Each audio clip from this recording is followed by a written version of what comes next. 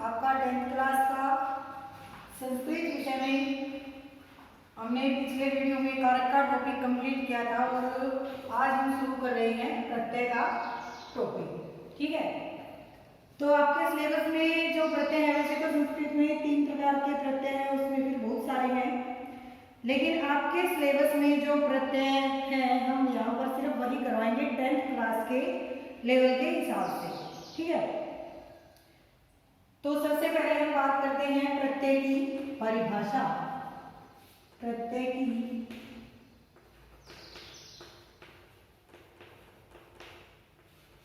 परिभाषा क्या कहती है? प्रत्यय की परिभाषा की प्रत्यय किसे कहते हैं? संस्कृत में बात करें तो प्रतीयते विधीयते इति प्रत्यय। प्रतीयते विधीयते, प्रतीयते विधीयते इति प्रत्यय। प्रतीयते विधीयते इति प्रत्यय अर्थात प्रत्यय किसे कहते हैं कि किसी भी धातु अथवा प्रातिपदिक शब्द को अर्थपूर्ण बनाने के लिए उसके अंत में जो कोई शब्दांश जोड़ा जाता है उसे प्रत्यय कहते हैं। ठीक है, लिख लीजिए इसे।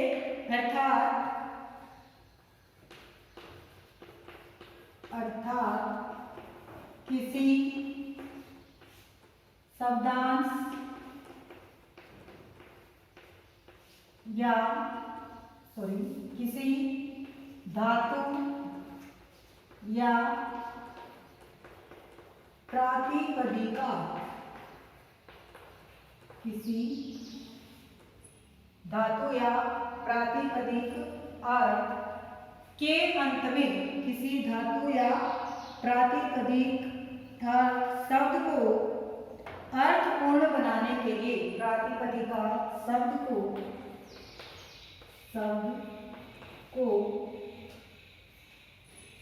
अर्थपूर्ण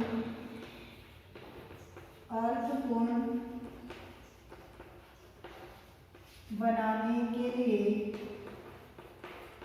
अर्थपूर्ण बनाने के लिए उसके अंत में, अर्थपूर्ण बनाने के लिए उसके अंत में जो कोई शब्दांश जोड़ा जाता है, अर्थपूर्ण बनाने के लिए उसके अंत में, उसके अंत में जो कोई शब्दांश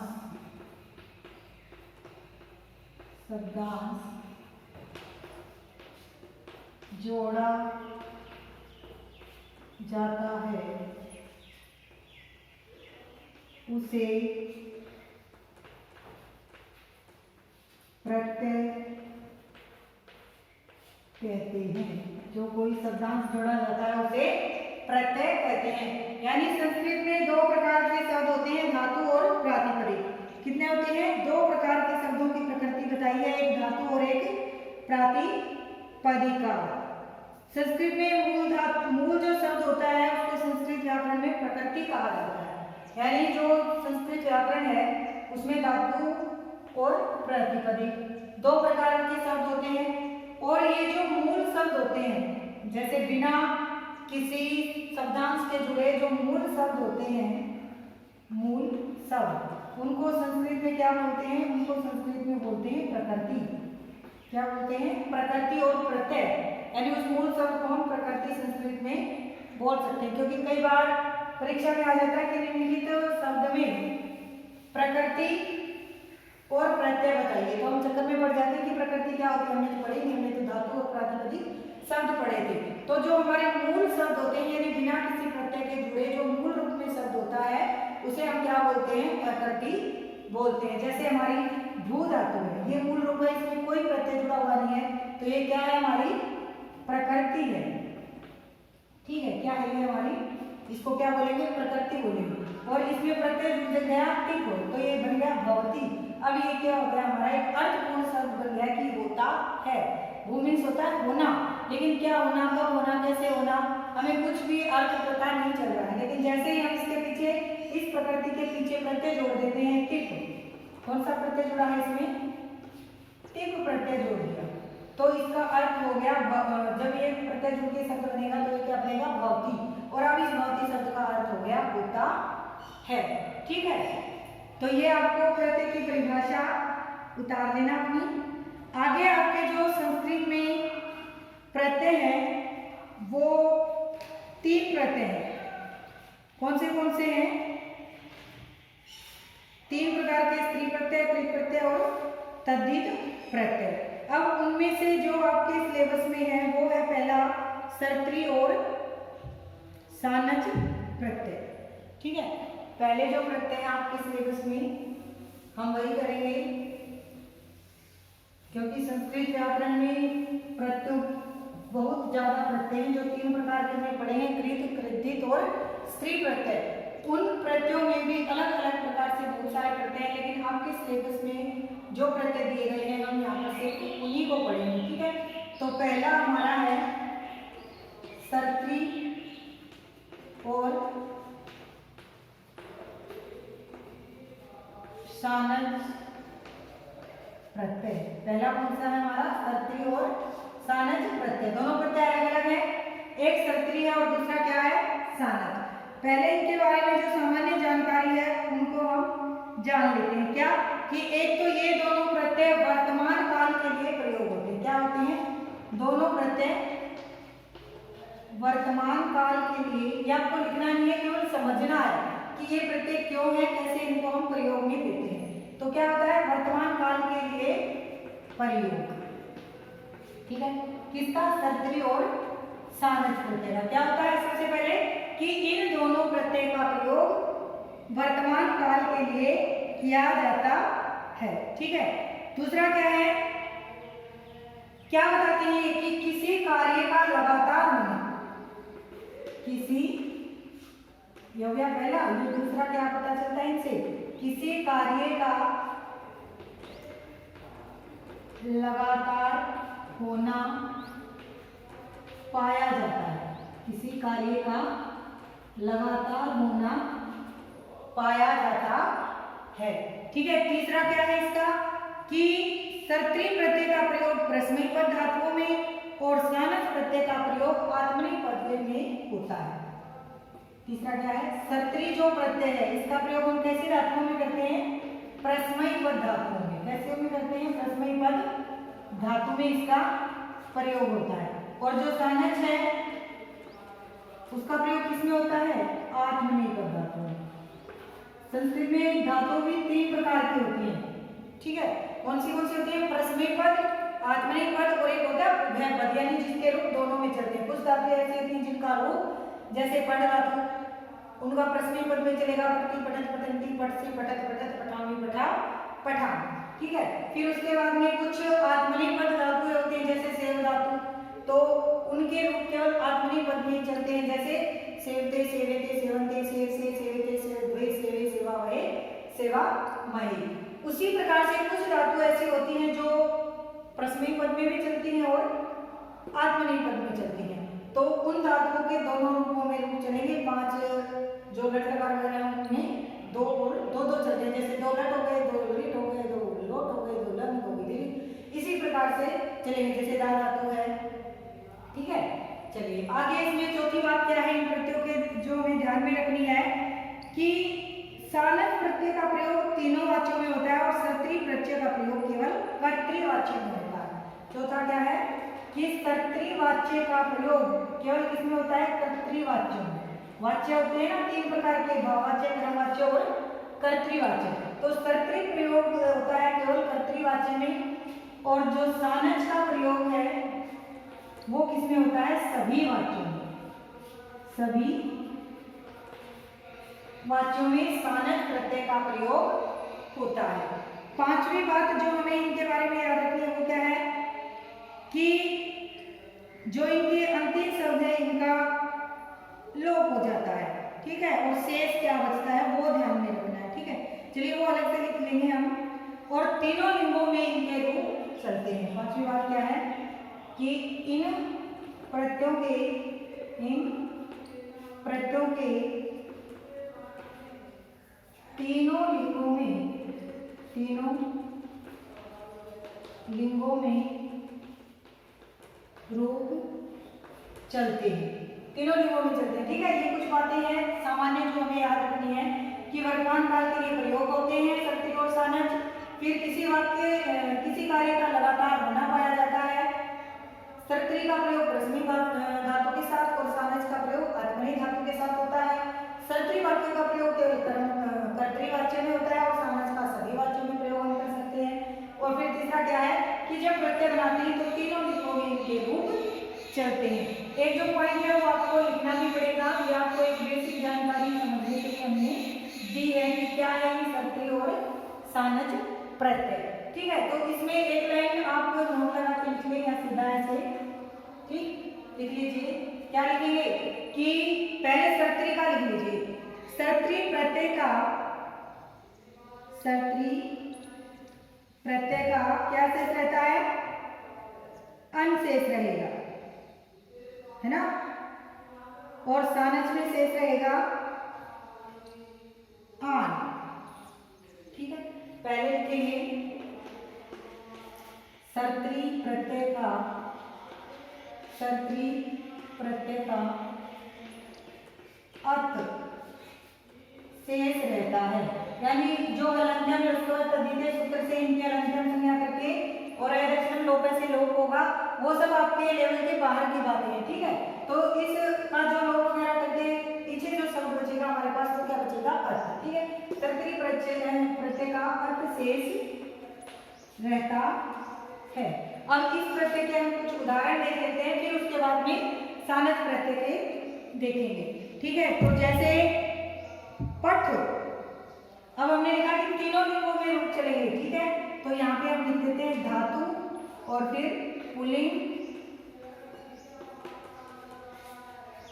स्त्रीलिंग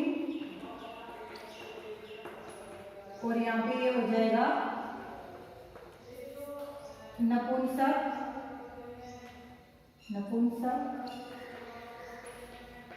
लिंग। ठीक है, इस प्रकार से तीनों लिंगों में हमारे रूप चलेंगे। जैसे पठ धातु सर्त्री प्रत्यय, पहला है हमारा उदाहरण पठ धातु प्लस सर्त्री प्रत्यय। अब देखिए हमने क्या लिखा है कि अर्थ शेष रहता है। क्या शेष रहता है? अर्थ। तो क्या लिखेंगे? पुल्लिंग में बनेगा पठन, स्त्रीलिंग में बनेगा पठंती और नपुंसक लिंग में बनेगा पठर। कैसे बनेंगे? पुल्लिंग में पठन, यहाँ पे बनेगा पठंती और यहाँ पे बनेगा पठन। ठीक है, दूसरा हमारा उदाहरण सभी धातु चाहे कोई भी हो जिसके पीछे सर्त्री प्रत्यय लगे हैं तीनों लिंगों में इसी प्रकार से उसके रूप चलेंगे। गम धातु, गम प्लस सर्त्री क्या बन जाएगा? गच्छन, गच्छन्ति और गच्छत। नपुंसक में क्या बनेगा? गच्छत। उसके बाद में चल, चलन, चलंती, चलत, चल धातु प्लस सर्त्री प्रत्यय क्या बन जाएगा? चलन, चलंती और चलत, चलन, चलंती, चलत। उसके बाद में जैसे वद धातु, वद धातु वद प्लस सर्त्री क्या बनेगा? वदन, वदंती और वदत क्या बनेगा? वदत। वद यानी बोलना, चल यानी चलना, तप यानी जाना, पढ़ यानी पढ़ना। और देख लीजिए एक उदाहरण जैसे पच धातु, पच प्लस सर्त्री क्या बन जाएगा? पचन, पुल्लिंग में, स्त्रीलिंग में पचंती और नपुंसक में बन जाएगा पति। ठीक है, 5-5 उदाहरण हम करते के करेंगे क्योंकि बाकी आप चाहे आगे कितने भी लिख लीजिए। जैसे क्रीड धातु है तो क्रीडन, क्रीडंती, क्रीडत। भू धातु है तो भवती, भवंती, भवत। ठीक है, इसी प्रकार से आप चाहे जितनी धातुओं के आप लोग बना लीजिए, सबके इसी प्रकार से चलेंगे। आपको अगर 5 याद होंगे तो आपके पास संस्कृत की कोई भी धातु आ जाए और संतरी प्रत्यय लगाना आ जाए, आप इसी प्रकार से इसको कर देंगे। ठीक है, चलिए इनको उतार लेना, चाहे दोबारा वीडियो देख के उतार लें या स्क्रीनशॉट ले लें। अब दूसरा जो हमारा प्रत्यय है वो हम करेंगे सानच प्रत्यय। ठीक है, क्या करेंगे? सानच प्रत्यय। सानच प्रत्यय का हमारे पास आन शेष रहता है। ठीक है, इसका लिखिए सानच प्रत्यय का आन क्या शेष रहेगा हमारे पास? आन शेष रहता है। सानच प्रत्यय का क्या शेष रहता है? आन शेष रहता है। ठीक है, और सानच प्रत्यय के भी हमारे पास क्या चलेंगे? तीनों लिंगों में चलेंगे, है ना? ठीक है ना? तो यहाँ पे हम लिख लेंगे धातु, फिर ये पुल्लिंग, स्त्रीलिंग और ये नपुंसक है। ठीक है, तीनों लिंगों में रूप चलेंगे। और धातु कौन सी होंगी इसमें? हमेशा आत्मनेपद धातु होंगी। ठीक, जैसे लब, हमारा पहला उदाहरण है लब, जो एक आत्मनेपद धातु है, लब प्लस सानच, तो क्या हो जाएगा? लब माने। पुल्लिंग में क्या बनेगा? लब माने। स्त्रीलिंग में क्या बनेगा? लब मानम, लब माना। स्त्रीलिंग में क्या बनेगा? लब माना। और नपुंसकलिंग में क्या बनेगा? लब मानम। क्या बनेगा? लब माने, लब माना, लब मानम, लब माने, लब माना, लब मानम। ठीक है, वैसे ही याच धातु। ठीक है, दूसरा हमारा उदाहरण है याच प्लस सानच। ठीक है, बार बार इसको चाहे लिखने की जरूरत नहीं है, आगे आपके साथ चिन्ह भी लगा सकते हैं।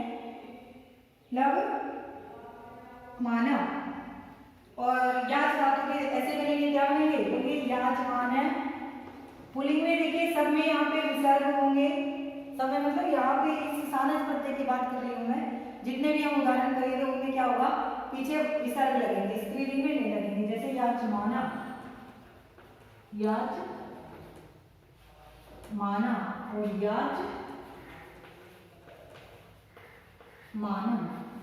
ठीक है, याच माना, याच मानम। और देखिए उदाहरण जैसे सेव धातु, सेव धातु। देखिए हमने प्रकृति मूल रूप की जो बात की थी ना, तो ये जो हमारी धातु है ना, लब, याच, सेव, ये सब क्या है हमारी? ये मूल रूप में है धातु। ठीक है, यानी अभी अपना कोई अर्थ प्रकट नहीं कर रही है। जैसे ही इनके पीछे प्रत्यय जुड़ेंगे तो ये धातु अपना अर्थ प्रकट करने लगेंगी। ठीक है, सेव का क्या हो जाएगा? सेव माने, सेव माने, सेव माना, सेव मानम, सेव माने, सेव माना, सेव मानम। और ये जैसे मूद धातु, अगली है हमारी मूद प्लस सानस, तो क्या हो जाएगा? मोद माने, मोद माने, मोद माना, मोद मानम। क्या हो जाएगा? मोद माने, मोद माना, मोद मानम। और देख लीजिए जैसे हमारी बात है वृत धातु, क्या है हमारे पास? वृत धातु प्लस सानच प्रत्यय, तो क्या बन जाएगा? वर्तमाने, वर्तमाने, वर्त माना और वर्त मानम। हो गए ना 5 उदाहरण? वर्तमाने, वर्तमाना, वर्त मानम। अब इसी प्रकार से सानच धातु में चाहे जितने भी उदाहरण या कोई धातु आपके सामने आ जाए तो हमको इसी प्रकार से उसको करना है। ठीक है, तीनों लिंगों में रूप चलेंगे। पुल्लिंग में हम विसर्ग लगाएंगे, स्त्रीलिंग में विसर्ग नहीं होंगी और लास्ट में नपुंसकलिंग में मानम। तो आज हमने ये 2 प्रत्यय पढ़े हैं, आगे के अगले वीडियो में पढ़ेंगे। तब तक जय हिंद, जय भारत।